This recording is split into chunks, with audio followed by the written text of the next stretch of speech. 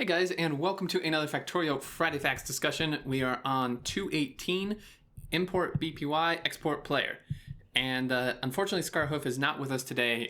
He was not around, but we're going to go through this. So this is written by V and Twinson, and this is related to some high-res graphics and different colors and stuff like that. So pretty cool. Hello, dear biters and related species from unexplored planets full of life and natural resources. Not for long. Recently, I've been working on several high-resolution graphics for your best friends, the tank and the player character, which is awesome.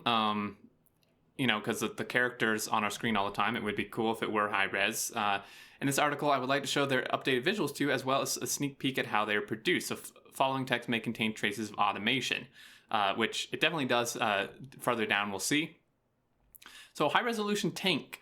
Like most biter stories end, this story started with the tank. I just took the 3D scene that Pavel made in 2014. This was quite a bit of work required to make it all render correctly, but eventually I arrived at the desired result. So this is the high-resolution tank, and I believe, which looks quite nice. However, there was one thing that would really bother me in the process. Making the color mask look good was rather impossible. So 016 high-resolution tank with colors, and cars. You can see all the different colors here. Some of these do look a little bit odd, like the black one actually looks kind of off to me, and the brown one. The rest of these actually look really quite good. You can notice down here alpha value 1.0 for the colors. In general, this is an issue that we already encountered earlier with the locomotive, cargo wagon, and train stop. The cause was the RGBA value set for player colors, so I went ahead and changed all of them. I even added a default color so you can easily revert back to the single player default color in 016, which is also orange, which is really nice. Being able to revert back to just like the default color will be actually quite nice in some cases.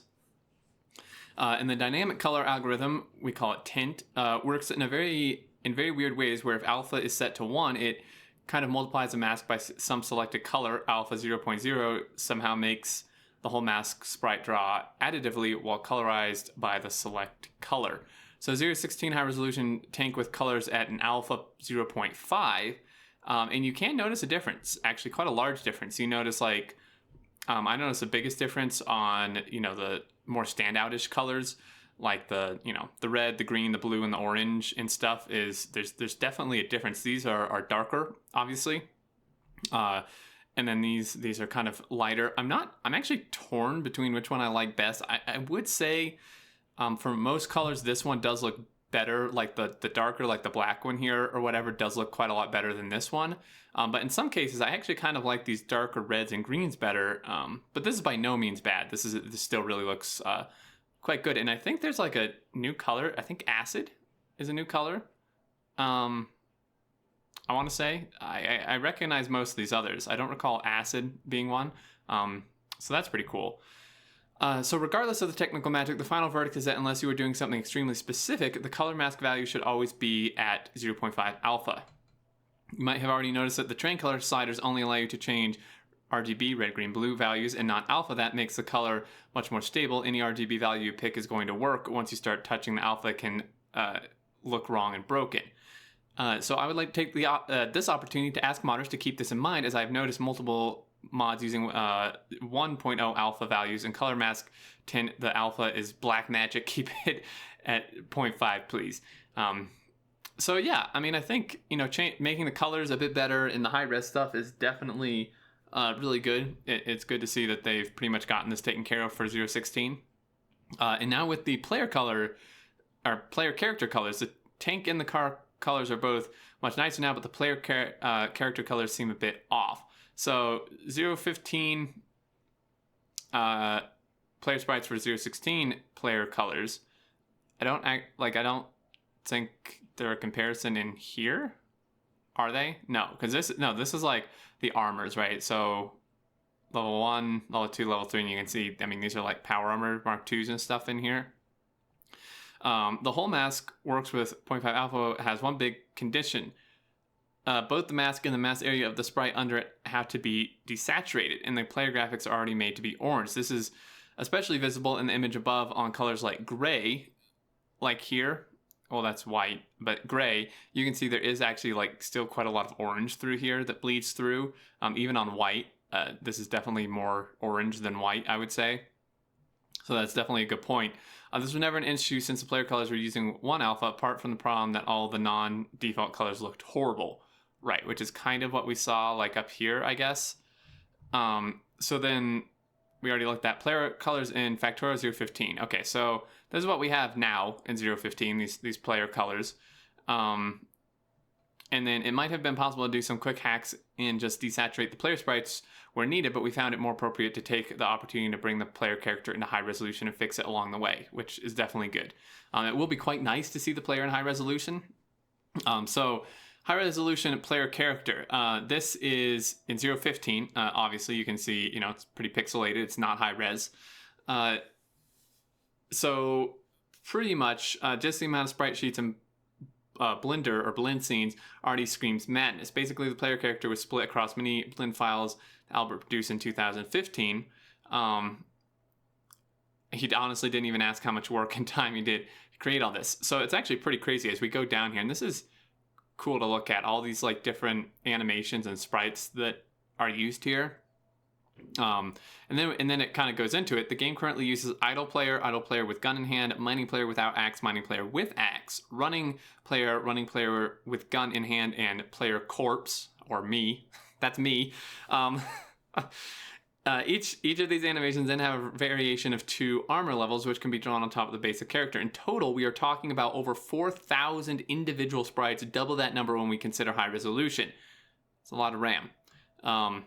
But yeah, that is a ton of individual sprites that have to be done. From past experience, we already know that re-rendering an entity in high resolutions almost never just make it have more pixels. Shaders and details start working differently, and it's always necessary to do some changes. However, editing 21 blend files at the same time does not sound very appealing or efficient, so our plan was to merge all of them, sorry about that, into one huge blend file. So, the aim is kind of just to have one file with 21 scenes.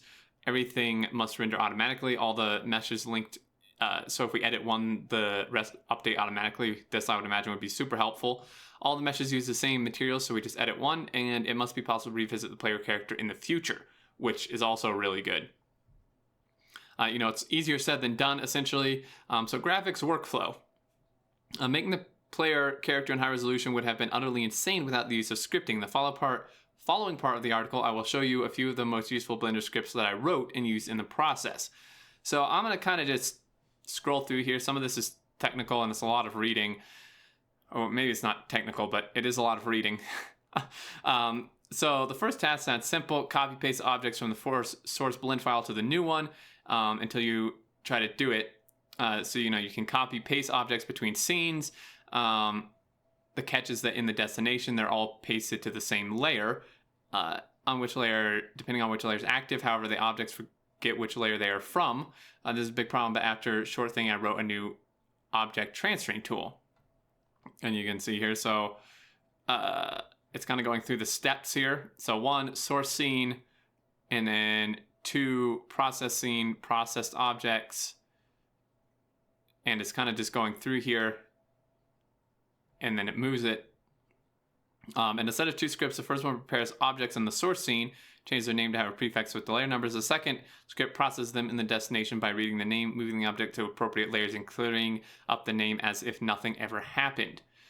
So that's automated now. And then the link mesh data of identical objects. The copy paste is great, but every new copy paste creates a set of new unique objects with unique materials. If you do this 21 times, the amount of duplicate data, which is supposed to be the same, goes up like a rocket.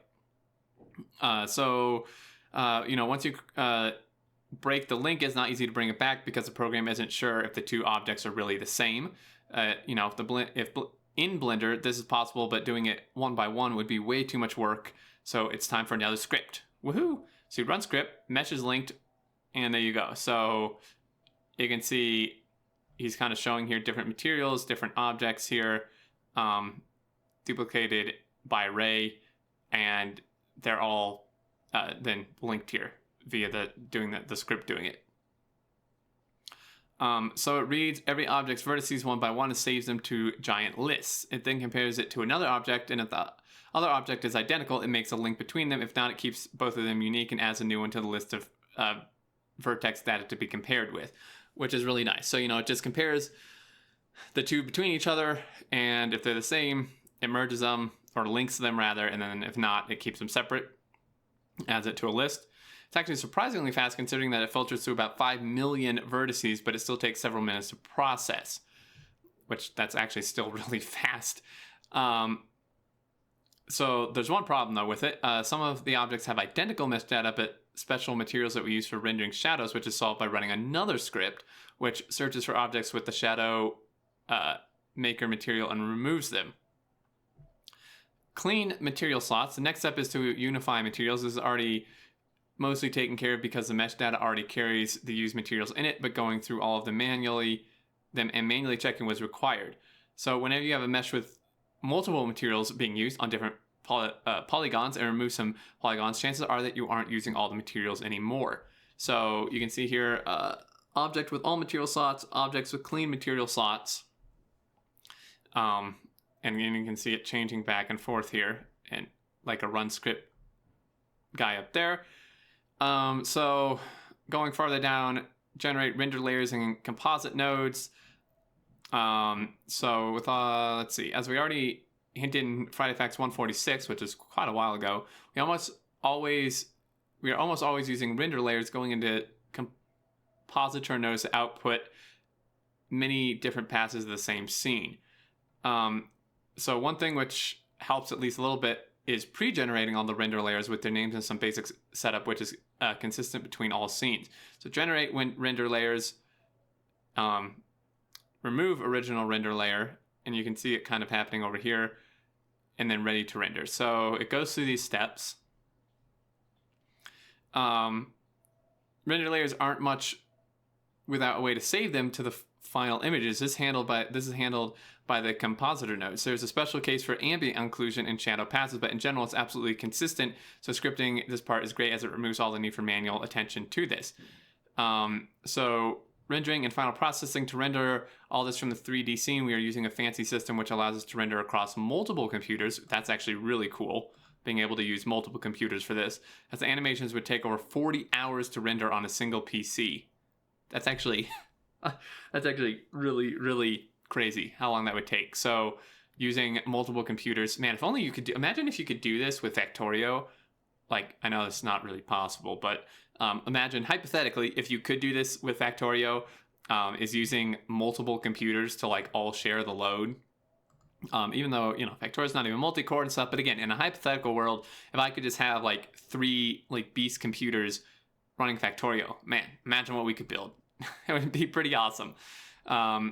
So the rest is basically the same as with the combinator shown in FFF 194, so I won't go into details. Result. Whew, so we're finally here. After all this, we get the player graphics on high resolution with color masks working correctly and also a lot of the new Blender tools for ourselves to work with. So this is the 016 player sprites. And this is a big difference. Like, they're lighter, you can see for sure, because they're using, I think, the alpha 0.5. Actually, maybe they're not lighter. Maybe I'm just going crazy.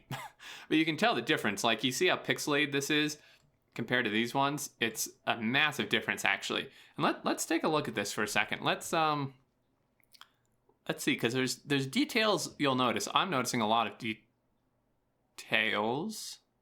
Like, something odd is happening here. It looks like he's supposed to be like swinging an axe, but the axe is actually in his backpack. I'm not sure what this one's actually supposed to be. Because it looks like he's supposed to be swinging an axe, but the axe is like flown out of his hand or is in his backpack. It's like just like chilling. These don't really look like dead players to me. Maybe they are, actually. Is that what the dead player one looked like up here? No, he looked dead. These guys look relaxing. Well, where's me? Where's the dead guy? These ones are all just like sleeping. But yeah, these are really cool. So you can see the different armors too, right? Like this one is like basic armor. He has the hat and stuff, and then this is like heavier armors, kind of has goggles and stuff, and then this one has like a full mask, like right here. It has a gun, some tools. I think I see a flamethrower in there, maybe. Running. I like this one.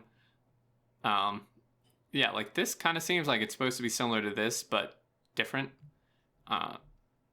So that's really cool. And here's a preview of how the color masks work for Z16.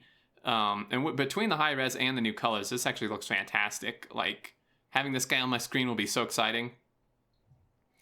So all the things in this article combined took a long time to make. I would imagine it took a long time to write and put this together too.